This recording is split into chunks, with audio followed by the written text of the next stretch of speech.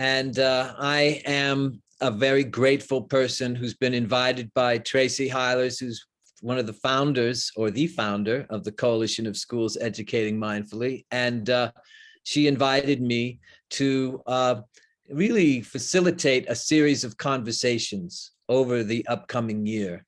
And this is session 3. I live in New York City and I work as a public servant in the New York City Department of Education. I'm also a playwright and an artist, and I strive every day, as many of the people on this screen know, to be an ordinary, imperfect human being. Very difficult thing to do. But I get by with a little help from my friends. Our first session, we call this Praxis series. Praxis. Action and reflection. You know, praxis as in the actions and the reflections that we engage in to create a world that we want to live in together. That was the title that Tracy and I came up with. And the overall title is, what's really going on here? Now, that's not a trick question. To really sit together with a group of people and figure out what's really going on here is not so easy. And I'm grateful to be here. I see some players here who have, you know, with Dr. Lamb, I've worked in public service spaces, and with Susan Wofsy, who's here. Did I say that right, Susan Wofsy? Wofsy, but Wofsy, Susan Wofsy, who I'm going to introduce you to in a bit. But in many spaces, my buddy Brett and Mike, a lot of our work with my wife, Rachel, who's here, is what's really going on here. You know, it doesn't matter what the space is. And how can we use mindfulness to help us attune ourselves to our own sense of what's really going on here? So I'd like to invite you, before we go too much further, to investigate this thing called mindfulness. The term that we use was provided by Dr. John Kabat-Zinn, who really lifted up meditation and put it into the container of a medical and scientific model, and developed a concept called mindfulness-based stress reduction. And the definition that he gave us is, mindfulness is paying attention on purpose in a particular way to what arises in the present moment without judging. And what are we paying attention to?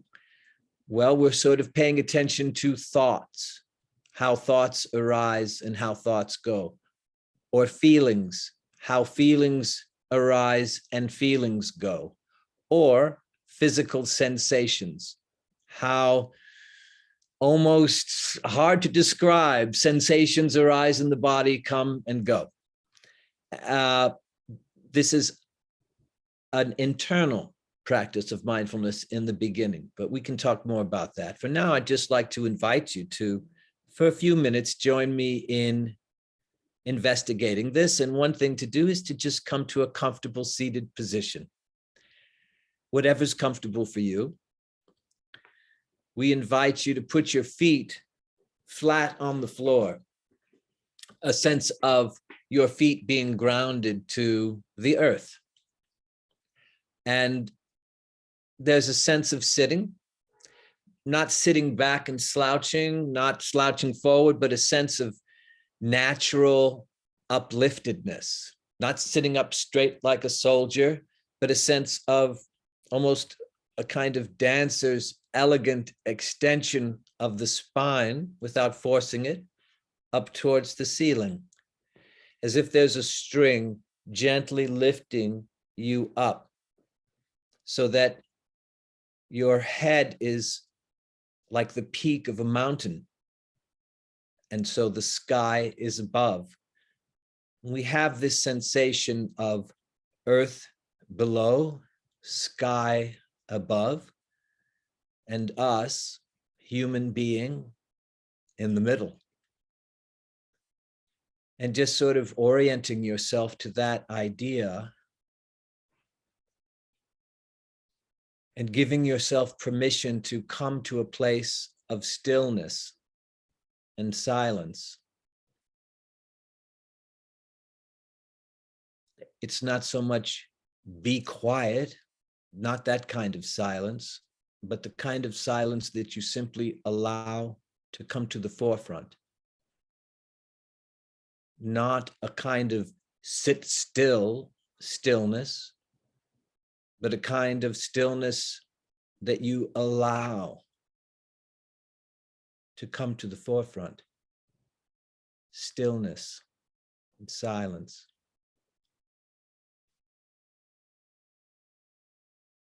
Then I would invite you just to notice that you are breathing. And just to not do anything, but simply notice and appreciate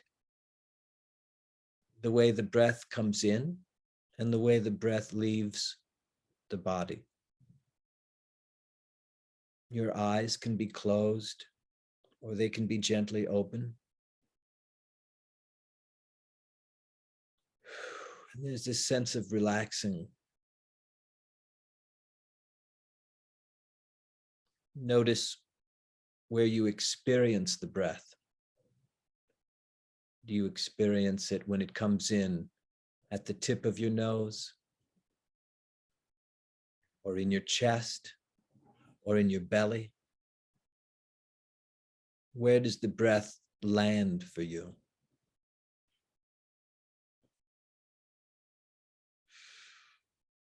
That sense of being connected to the earth,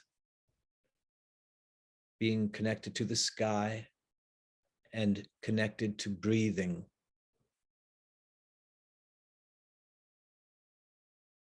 Then I would invite you just to focus your mind now on the breathing and just noticing whenever your mind wanders and gently bringing your mind back to breathing. And it's a practice where you just practice noticing when your attention wanders, and without judging yourself, you just bring it back. Let's do that for a few breaths.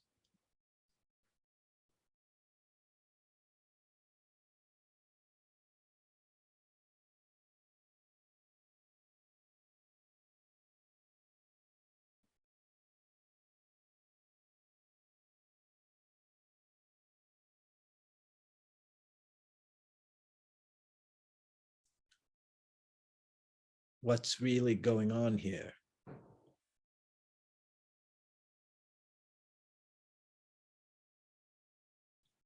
How does my body, how does my mind, how does my heart experience the breath?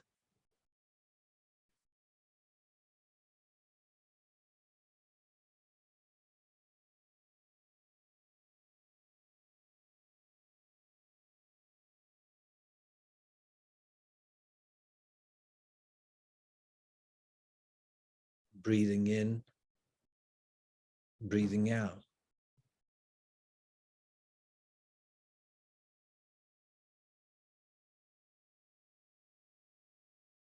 Noticing any place where you might be feeling tension and allowing the tension to leave.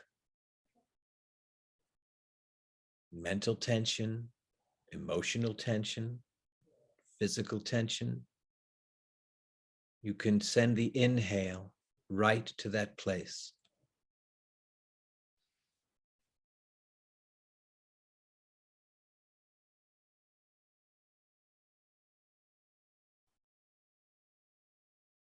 Take one last nice inhale, full inhale,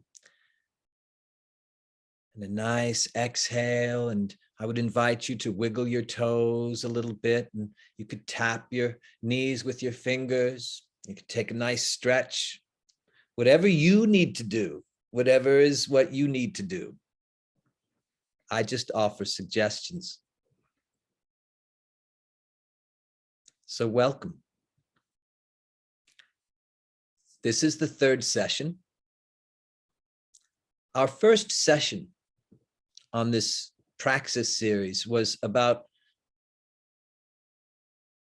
improvisation and the relationship of improvisation to creating the world that we want to live in. Sometimes we literally are building the road by walking it.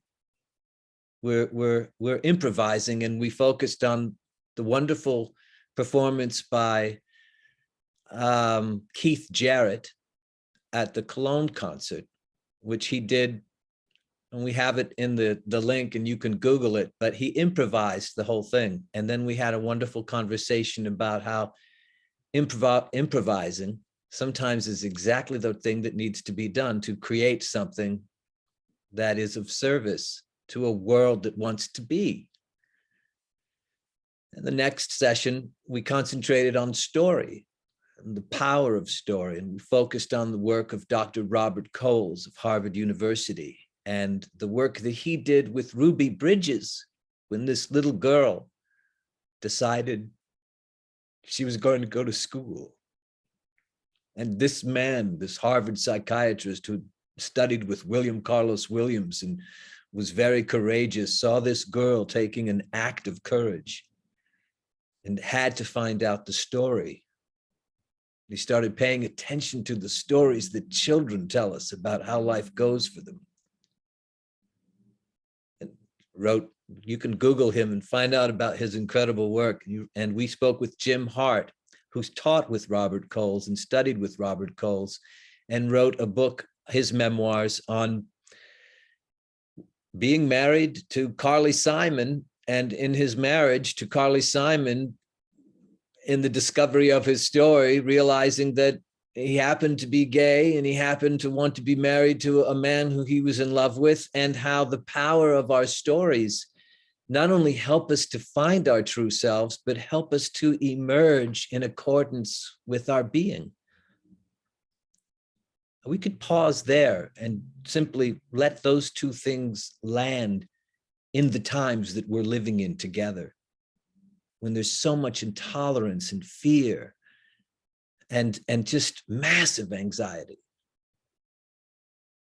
And so naturally we get to a place, inevitably, I didn't know whether it was this session or it could be a few sessions, where I realized that I needed to invite my dear friend, Susan Wofsy. Wofsy. See, and educators need to get the names right, Susan. We don't like to mispronounce names. Some of you know that I went on this vision quest. I know Deborah Lamb knows I went on that because she was talking to me before that. And after that, she was my boss who had to handle me going on this thing for 14 days out to the Sierra Nevada mountains.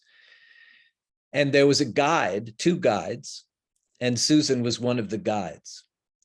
And so much of this series of talks, this will be one each month, was sort of discovered or uploaded in me in this experience of wedding mindfulness with the natural world. What is the natural world trying to tell us about the world that we want to create, that we sometimes think is absolutely separate from the natural world? And I think sometimes we think we can create our human civilization and that the natural world will simply obey. Yet we're realizing in the midst of this climate crisis that it's not necessarily how that works. And so, Susan, thank you for being here. Susan, if you've read her bio, in addition to being one of the guides on the Wilderness Quest, is a very talented and experienced marriage counseling therapist. Did I say that right? As she'll say more. And I wanted to ask you, Susan, if you could say a little bit at the beginning around what your experience is with mindfulness. And I want to invite the listeners to use the chat. When you identify with something, this is a mindfulness practice, this conversation. So pay attention to what rises up in you.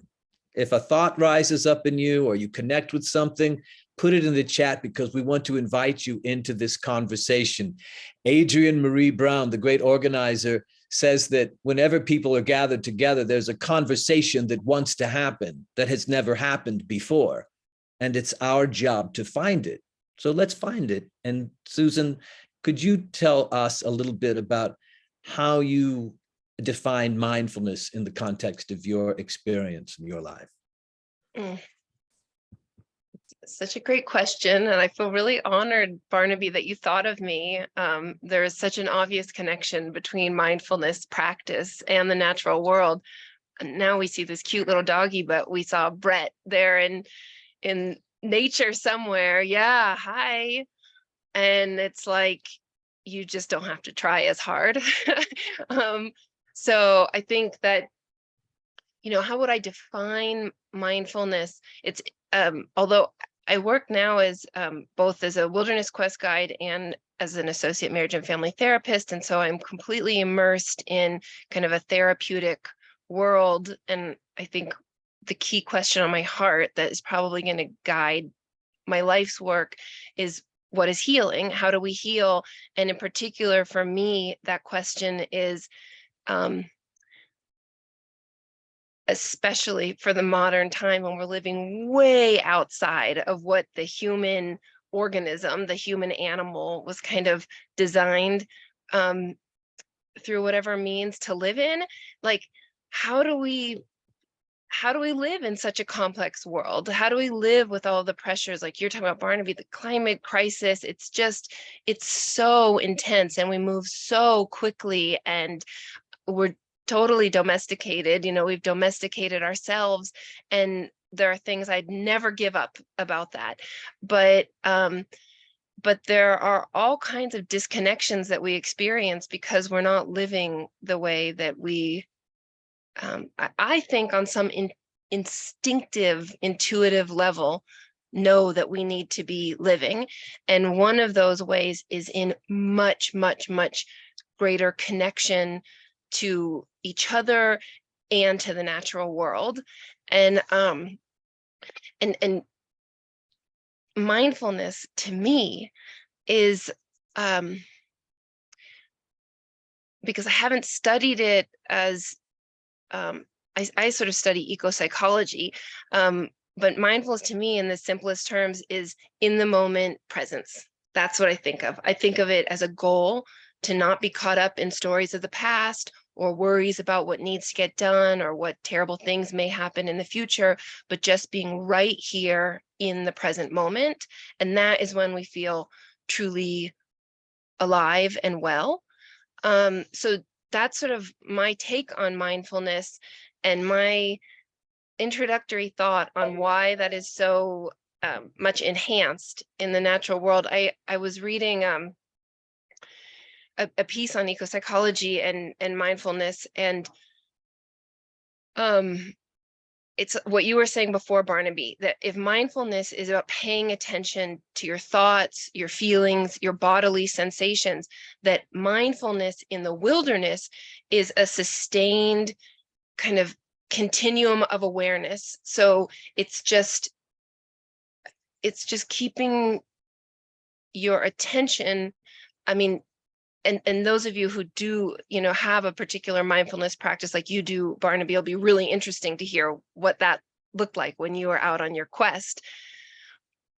But essentially, it's like it gets you out of your head. I mean, it's so funny to me that it's called mindfulness, but it's really about like getting out of the mind. And when you're in the wilderness, I think this natural instinct, E.O. Wilson called it biophilia, which is a human instinct to have an emotional sense of connectedness to the natural world.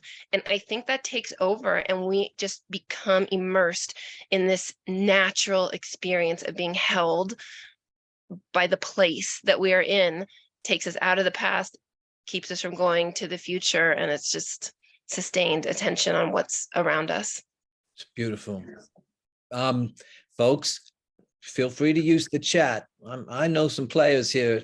There's people, for instance, Susan and I aren't the only ones who are on a vision quest. And let me tell you something, working in education, talking about mindfulness, one of the first people who opened up the doors for me to take a look at nature was Dr. Lamb, who said, let's talk about mindfulness in gardening, mindfulness in the earth, mindfulness in the soil. And I was like, well, okay, now I'm going to go I'm going to go take a look on it. Michael and I had this massive drive this past summer. He picked me up at the Phoenix Sky Harbor Airport when I decided to go off and do a vision quest of my own in Oak Creek Canyon in northern Arizona. And we drove through the desert.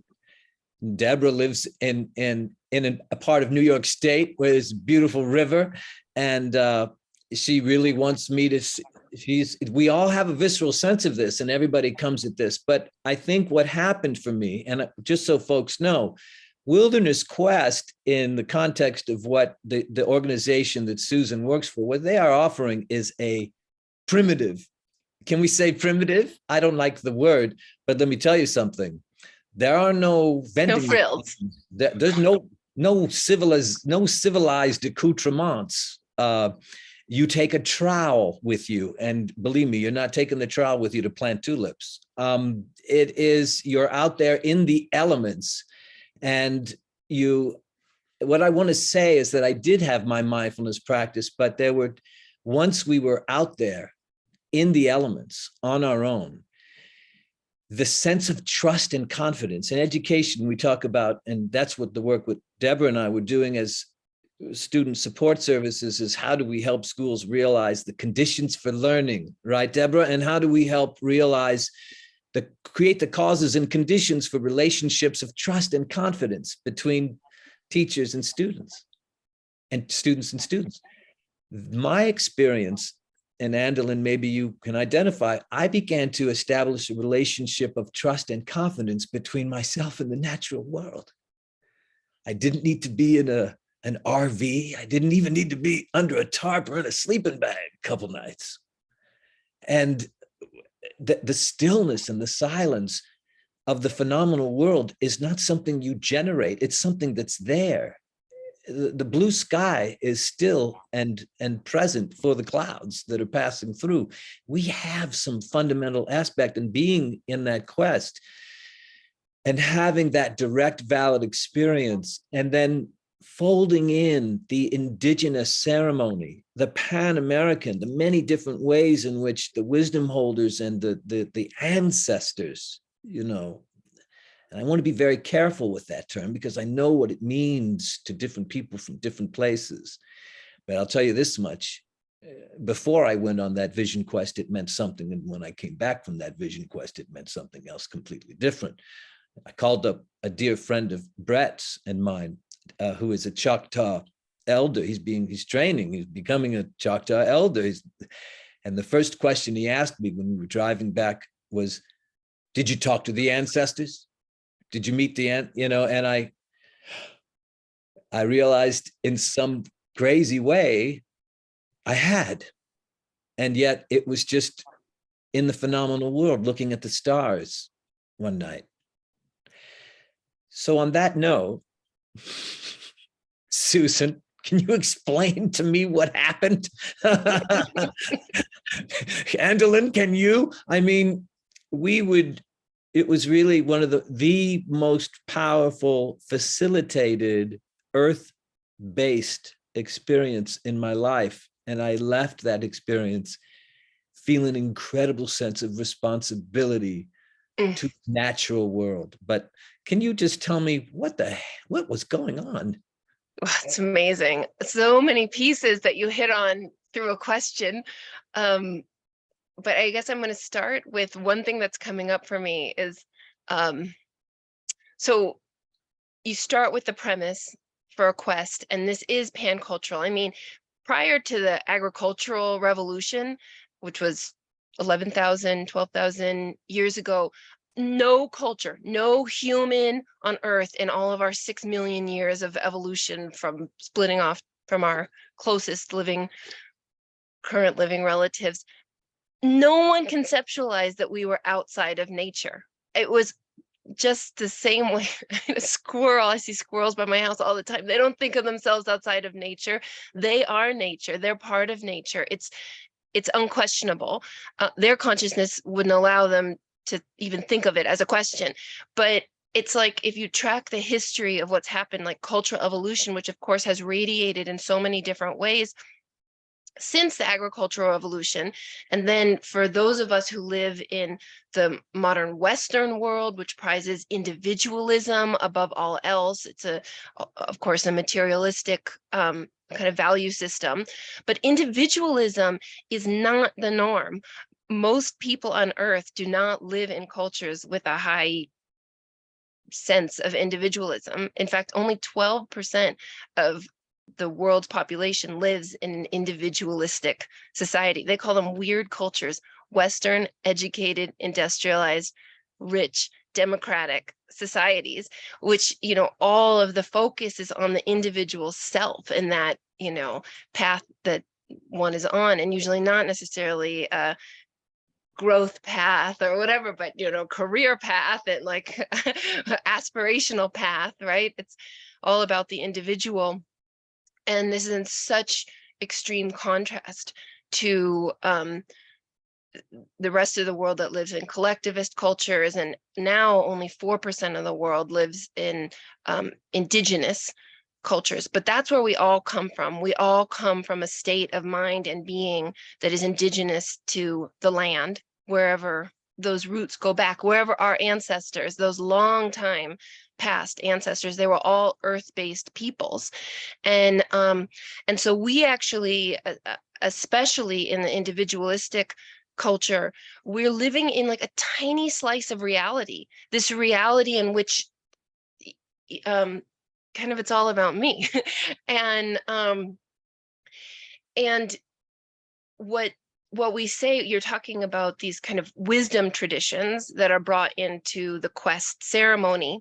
And one of the key pieces of wisdom is that everything has a consciousness. And that goes beyond what we scientifically think of as living organisms. Everything has a consciousness. The rocks have a consciousness. The streams have a consciousness. The sky and the stars and the moon and the sun, it all has a consciousness. And doesn't that sound like every indigenous culture you've ever heard of, right? And so there is a sense somewhere, we believe, deep in the human psyche or the structure of being that knows this. This is a universal truth that we are part of nature. So I've heard the term applied to a quest experience as expanding reality shock, like the way there's culture shock when you go somewhere where everything's done very differently. And when I hear your story, Barnaby, I think you were in expanding reality shock. And the way that your reality expanded was that you realized you were a tiny piece of a completely interconnected earth organism and cosmic construction that we can't even wrap our minds around. And that as much as you were seeing all of the beings in this world, they were all seeing you. From the past and the present, the ancestors, all of it, the visible and the invisible world were interacting with you during those 3 days. And fasting also empties, that's part of the experience. Just so folks, just so nobody gets it twisted, this was not one of those peyote taking, ayahuasca drinking vision. This was fasting and drinking. We had to bring massive jugs of water. And Susan made us carry those things ourselves, by the way. Something that you said that I want to capture. Now, I have colleagues here at one of the big movements in, public education in this country has been the challenge of addressing the need for social emotional skills, SEL. And, we have said around mindfulness that mindfulness is something that teaches without instructing. When a child, and we have an elementary school principal here with us tonight, my Brooklyn sister, Jane Marie Kapitanakis, who was one of the early co-champions of mindfulness in the system. Jane and I knew together that the practice itself seemed to tap into what was innately there already in a child, in a way that the practice and Jane Marie skillfully threaded the practice of mindfulness with other selected, mindfully selected, principles get hit with all kinds of sort of miasma producing programs. And if they're not mindful, they'll just mindlessly sign up for anything because they got to do something. But Jane Marie had an approach that really did seem to build on teaching without instructing, so that teachers were creating the space for kids to practice mindfulness. The question I want to ask you, and then I want the folks to think about, isn't nature something that also teaches without instructing? I mean, certainly you guys need to tell us what to do if we met any of our brothers or sisters of the four-legged or the feathery variety while we were out on the solo quest. What do you do if you're in somebody's home and, Brother Hawk or Sister Bear wants to check you out? And we were trained. So in that sense, I think that this hyper reality shock is important. You said something that was very powerful for me. You said you see how infinitesimally small you are in the universe. And when you said that, I think of the miasma as the thing that somehow as human beings, we've put between ourselves and the natural world. We're calling it civilization, but what is civilization these days? I mean, what is it, folks? I mean, is that civilization? Where is harmony? Where is there any sense of a balanced ecosystem? What's civilized there? And our social justice issues that are just in our faces now more than ever. And then in the natural world, I did have that sense of feeling more civilized than I ever have been in my whole life. And a lot of folks know me. I lost my father. He abandoned my family at a very young age. I want to say this because he was still alive and he was in my life, but in a very aloof way. And one day, the day I graduated from high school, he had me lay down with him on the side of a slope at Boys Town in Nebraska. And he said, just look up at the sky, look at the stars. I'm just remembering this. And he said, consider how small you are in the universe. And I will tell you, and I don't mind sharing this with my community of people, that on that vision quest, one of the most profound experiences I had on the solo, when we're really saying hello and goodbye to the land, I had a sense of being connected to my father, free from all the stuff that got in the way of me seeing him. I always knew he was there behind. It was like, and it was this sense of, Dad, and I sensed him without any of the stuff like, you abandoned us, you did this, you did that, and his sense of, I'm guilty, I'm this. At some point, who cares? I just want to see who you are, because I know that behind all that is my father. And it had that purity, had that sense of direct, valid affirmation that was inclusive of love, but not exclusive to just love. It was, and here is the universe. And I actually had a conversation with a mentor of mine, Martin Harwitt, who studies the universe, an astrophysicist. And he confirmed it from a scientific point of view. So this is a direct, valid experience that I had among many. Mindfulness and the reality of the natural world. Where do we go from here?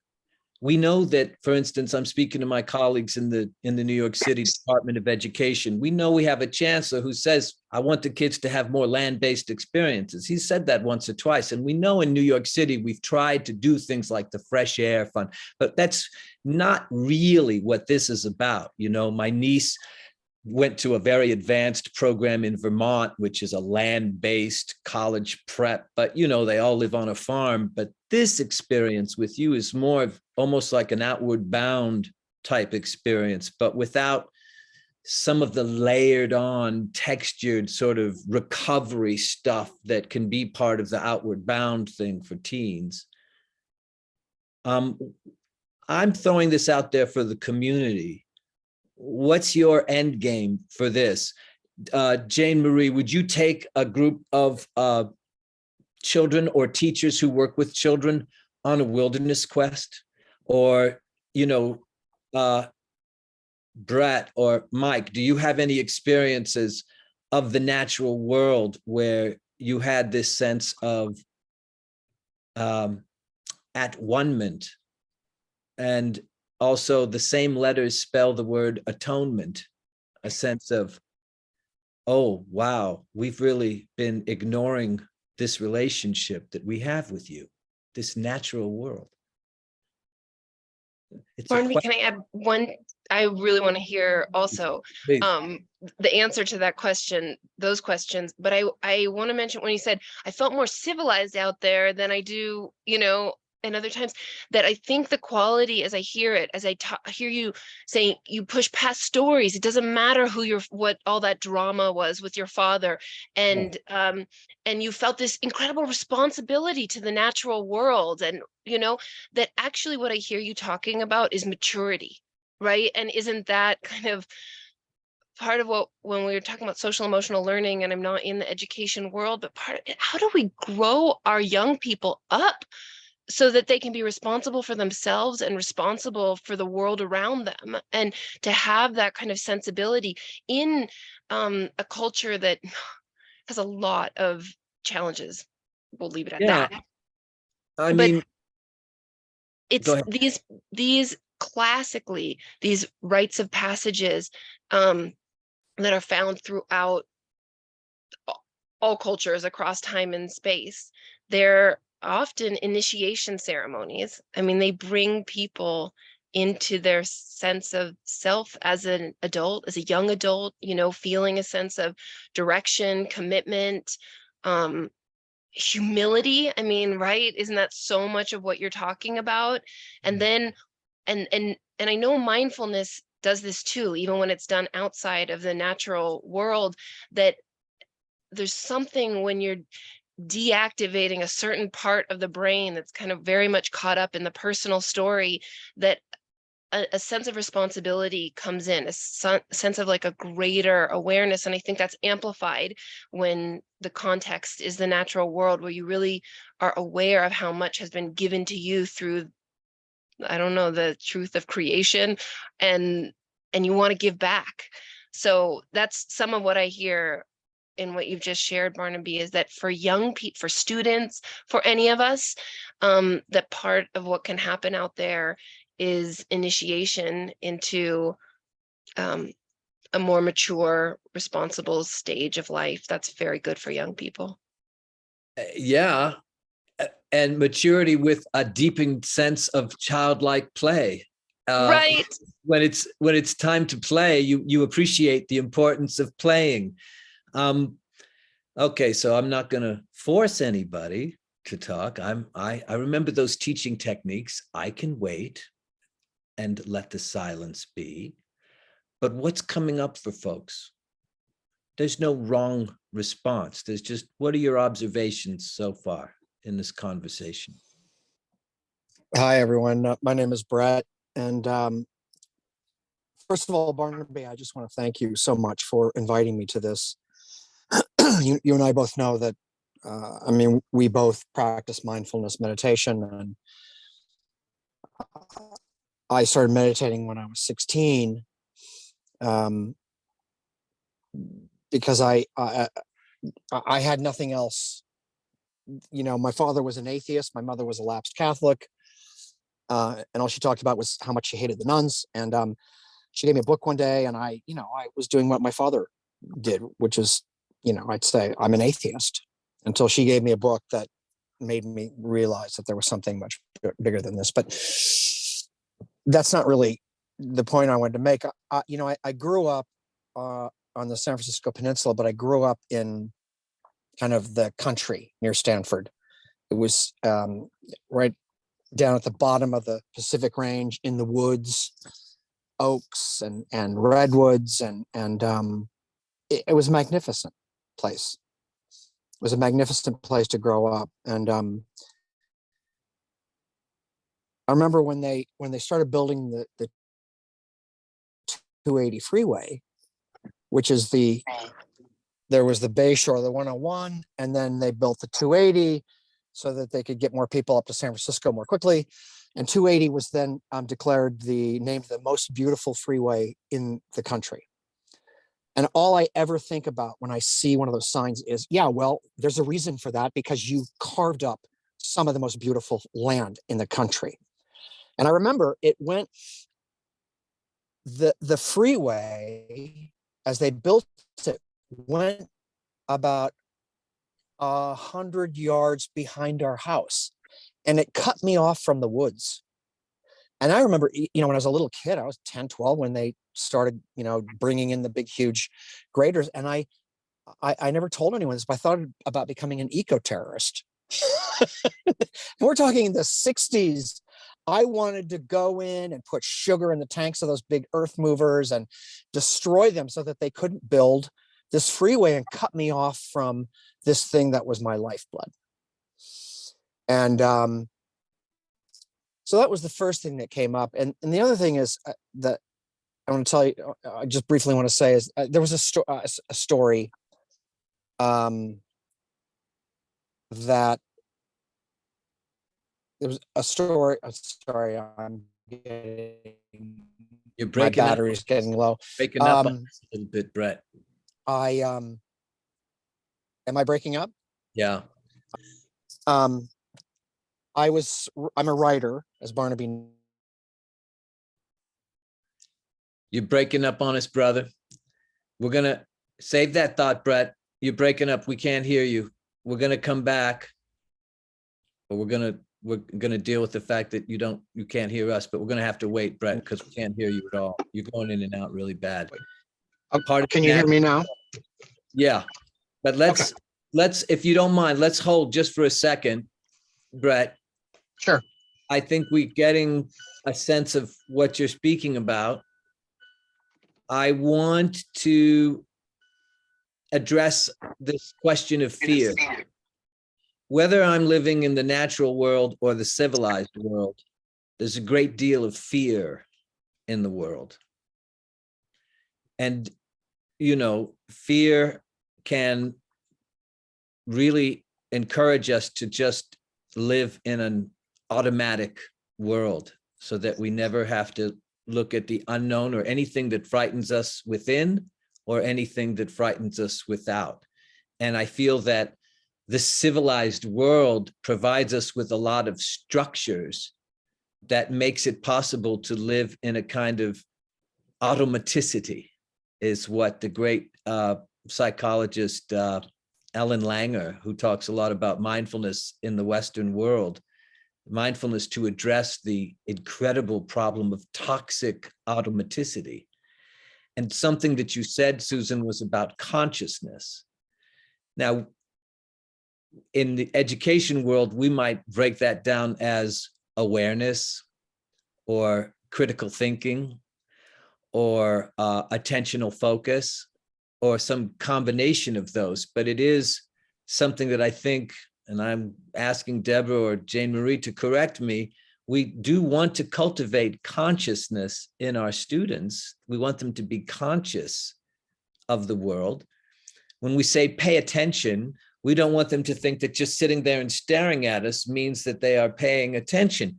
In fact, as far as the kids are concerned, and many people, they are.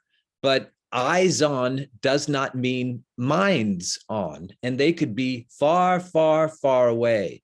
How do we know that we have conscious children who not only are getting the knowledge that we want them to have, but understanding the knowledge in ways that teaches without instructing?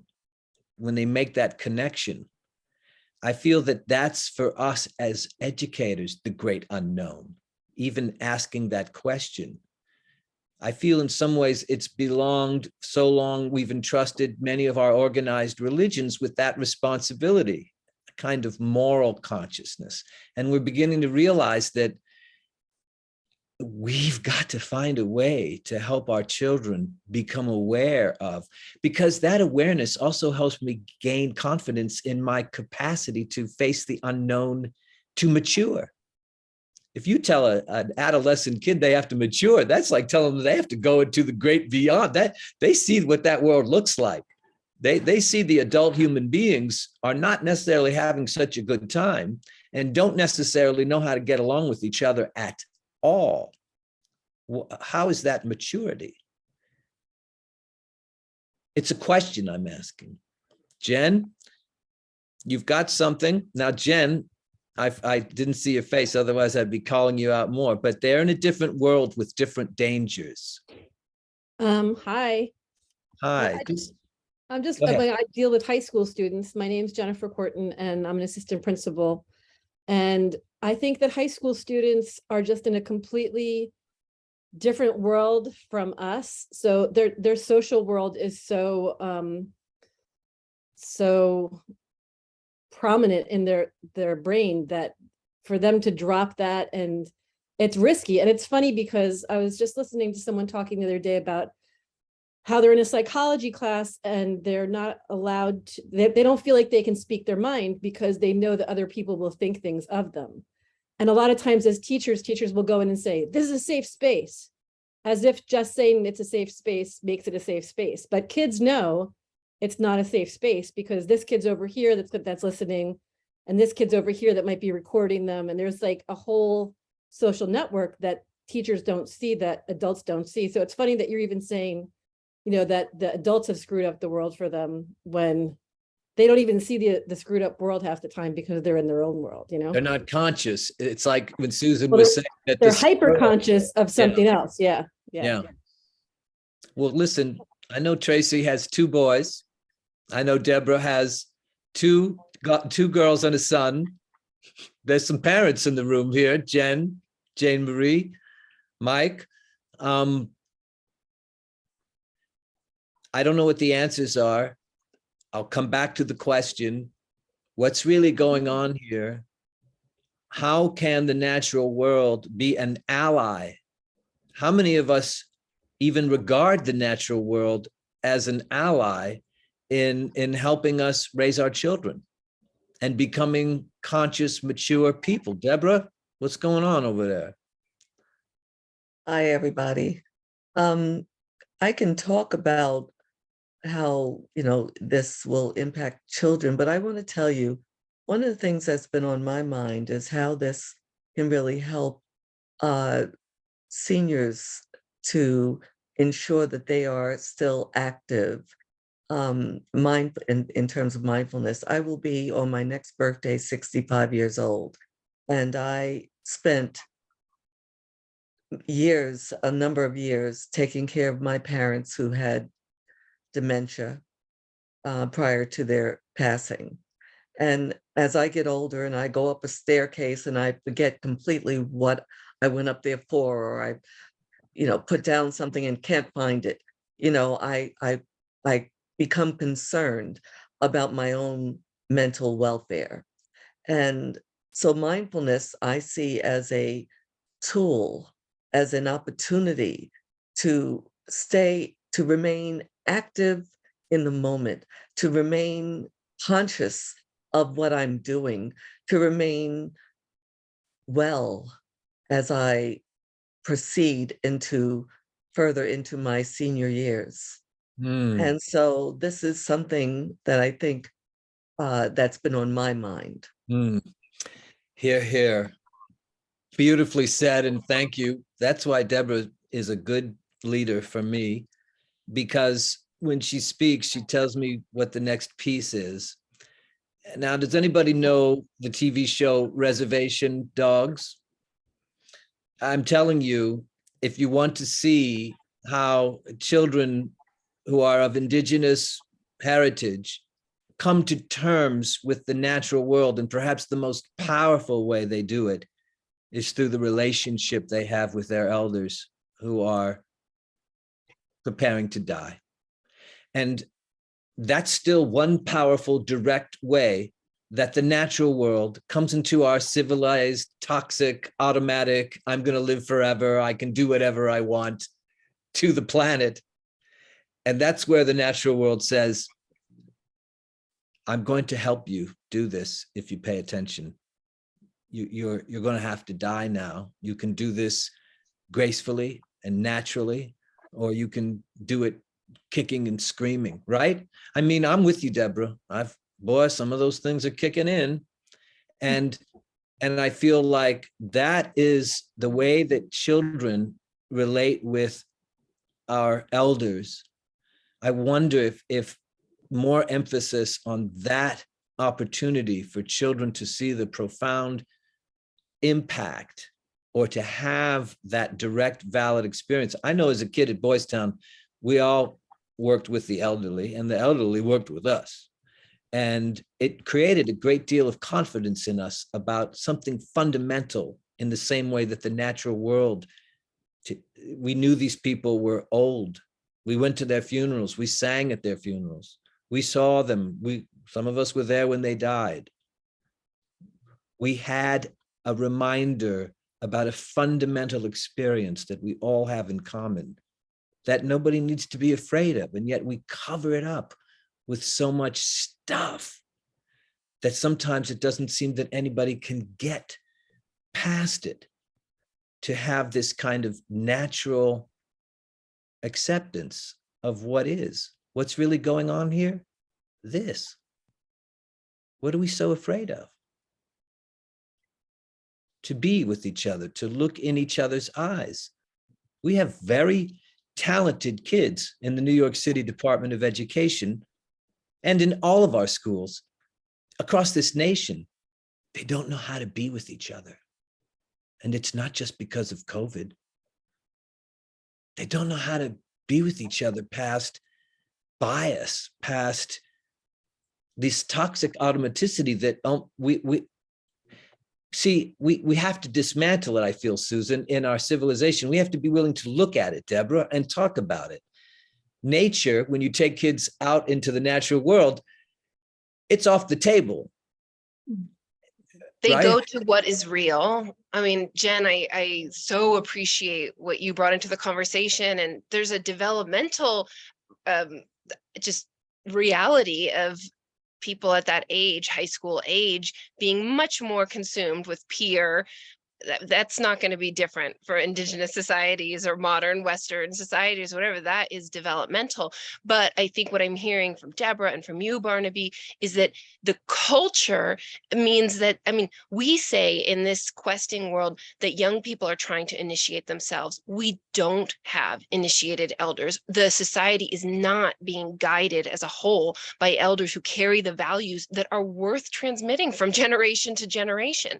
And so, yes, there are these like wonderful countercurrents. I would say this is one, which is, I mean, we want to be cultural change agents. And, you know, my own sense of this work with the Wilderness Quest, I would like it to be for the purpose of cultural change.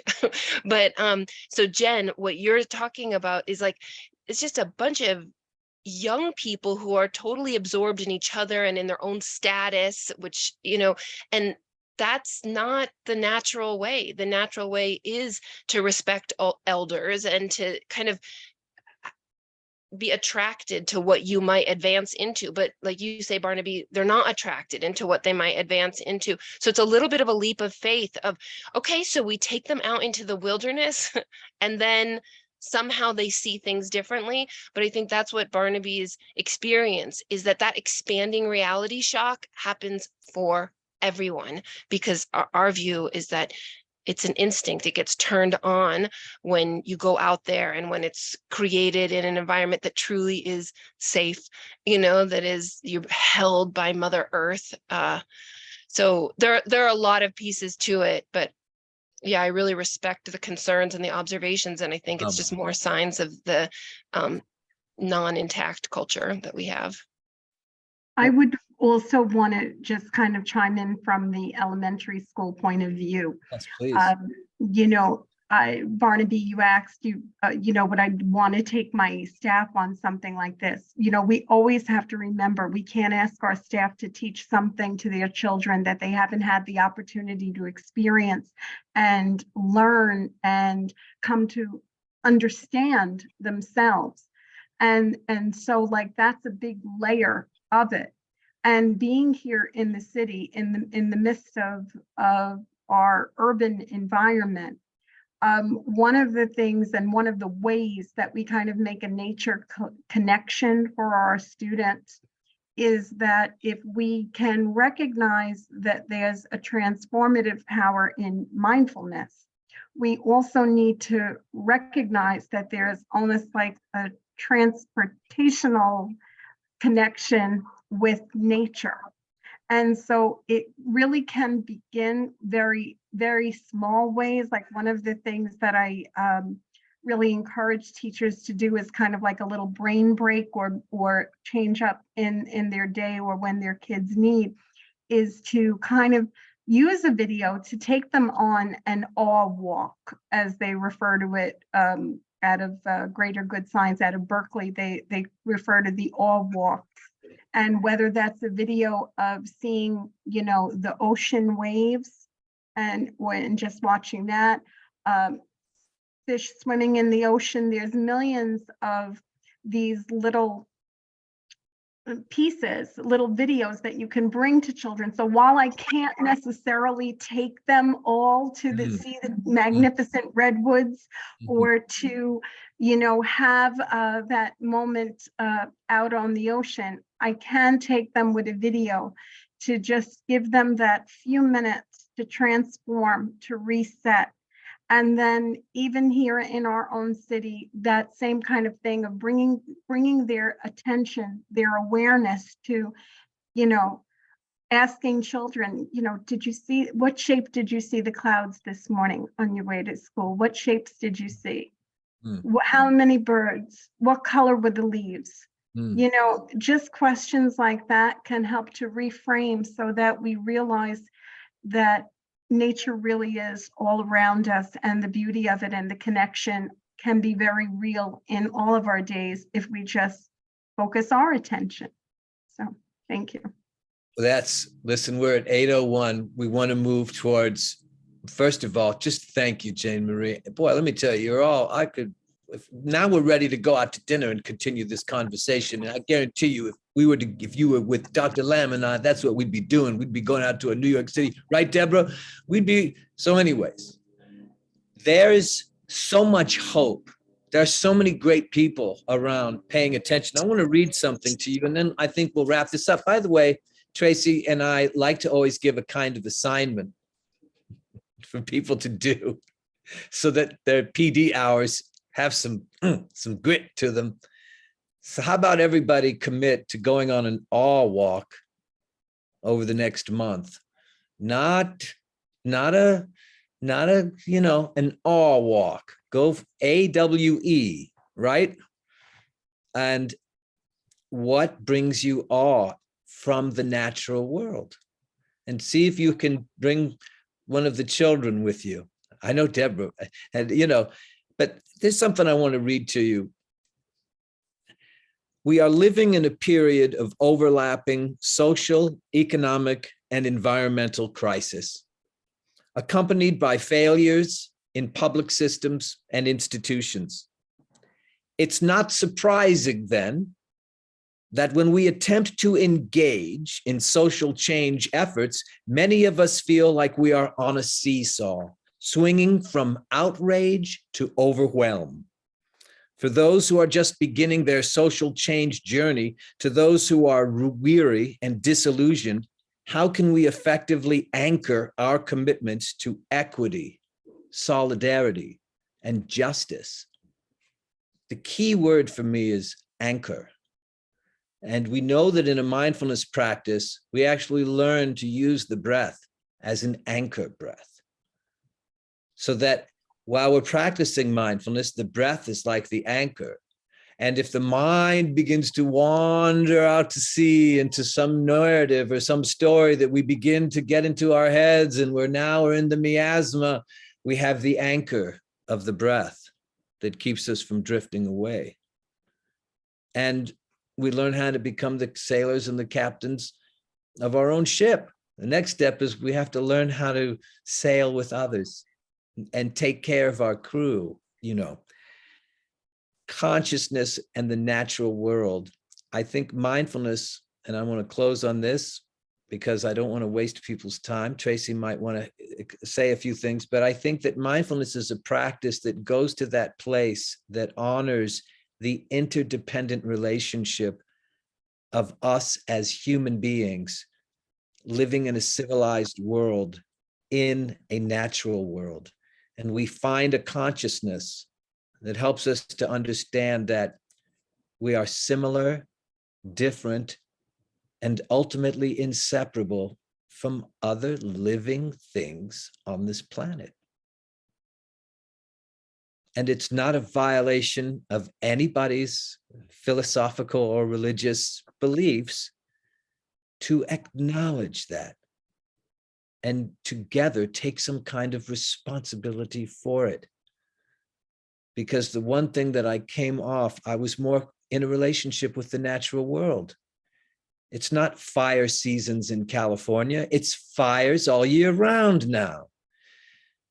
Nobody has found a solution to the spectacle of violence that's happening in our urban centers. I mean, I haven't had a chance to really look and be with Jennifer and Jane Marie and Deborah, but we in public education know in New York City. And I just had friends calling me up from San Francisco talking about the countless thousands of homeless that they see happening. This is not a hopeless situation for somebody who can anchor themselves with mindfulness and be in the eye of that hurricane, you know. So let's all commit ourselves to Jane Marie's elementary school assignment and take ourselves on an awe walk. I want to thank you, Susan. We just scratched the surface. Susan has done incredible work for the government, for international, I think, governments, for our government, and really coming to terms with these challenges around our relationship with these issues that I was reading about. But I'm looking at your faces. You're all people that I have such powerful, deep relationships with. I knew this was going to be a doozy of a night. And as one dear sister of mine here tonight always says, everything happens for a reason. In the natural world, we see how cause and effect actually live in harmony with each other. Do you think that's true, Susan? Cause and effect? I mean, it's all interconnected. You cannot be out there without seeing. It's all, so yeah, I guess everything has its cause and its effect, and it just ripples on forever. So I don't know about you folks, but that gives me tremendous hope, and it gives me a tremendous reason to really celebrate peace and joy in the world. And so we're at 8:07. Tracy, is there anything you want to let these folks know logistic wise, or if they want to join and get access to the other sessions that we've done or anything like that? No? You're on mute. Did you want to? My computer is being very glitchy, like it's taking like 10 seconds to every time I click to do anything. So can you hear me? Yeah. Okay. No, I just thank you. What a wonderful conversation, and to everybody who chimed in as well. I just want to throw out a little save the date for our annual conference. It's going to be March 10th through the 12th this year, and we have our call for presenters right now. So if you or someone you know would want to make a proposal for a session, it's going to be all virtual this year again, and we'd love to have, I feel like there's even people in our conversation tonight who could, you know, get creative and do some sharing of what's happening in their schools and systems, so that we kind of, a lot of what COSM does is we're a mentoring community. So we try to connect everybody across the country, across even beyond, so that we can all be growing together. But yeah, just thank you, everybody. If you have any questions, or if you want, we have a special little group on our member site. We use the Mighty Networks platform. If you want to join us there, we put the links to the recordings, little assignment reminders. Just, you can email me at tracy@educatingmindfully.org, TRACY. And if you want to follow up, you can reach out to me, and I'll get you in touch with Tracy, who is a phenomenal person doing this incredible work. And thank you, Tracy. I don't have anything else at this point except a lot of gratitude. And certainly I'm available if you want resources, if you want to learn more about the Wilderness Quest. I do know that organization does facilitate experiences for high school students, by the way. But you know, we love working with high schools. So if you go to our website, you'll mostly see the public serving programs where you just sign up as an individual, but we have contracts with schools that have lasted more than a decade, where we'll take usually seniors, but also high school juniors. And we've also created workshops for students of different ages to do things where they don't have to go on a solo if it feels like too much for the age. But we would love to be in relationship with any of you. So don't hesitate to reach out through Barnaby or, yeah. No, thank you. And just one finishing note, because I feel like credit needs to be given. We were very successful in our work of cultivating mindfulness in the New York City Department of Education, because we listened to people like Jen and Jane Marie, who had already started this work in their schools. And one of the things that we knew that we were successful was, I'm losing the main reason. We didn't make it a mandate. We didn't call it, this was, Jane Marie said it. We gave teachers and administrators the time and space to investigate these practices for themselves. And as a result, whoosh, so many people now. But that's the key. You don't ask adults to teach something to students that they haven't had a chance to have their own wilderness quest about. Yeah.